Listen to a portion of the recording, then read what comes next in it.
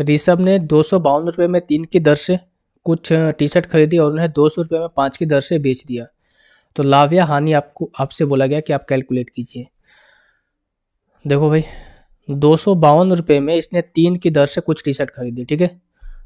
252 रुपये में 3 की दर से कुछ टी शर्टें खरीदी। अब इन्हें 200 रुपये में 5 की दर से बेच रहा है, 200 रुपये में 5 की दर से बेच रहा है। तो अब यहाँ से जो आर्टिकल है ना उसकी वैल्यू सेम कर दो। इस केस में यही करते हैं कि आर्टिकल की वैल्यू सेम कर लेते हैं। आर्टिकल की वैल्यू सेम करने के लिए इसमें किससे मल्टीप्लाई करना पड़ेगा, 5 से, और इसमें मल्टीप्लाई करना पड़ेगा 3 से।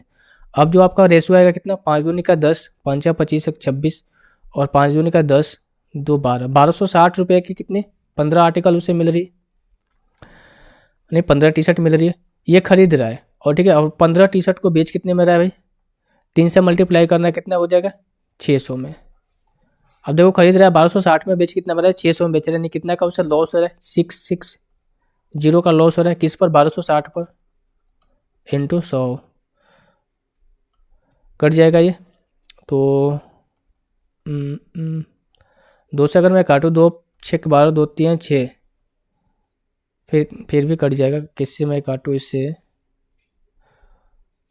3 से काटता हूँ, 3 चौके 12, 3 दूनी के 6, और इसे हो जाएगा 33, 330, फिर तो कट ही जाएगा।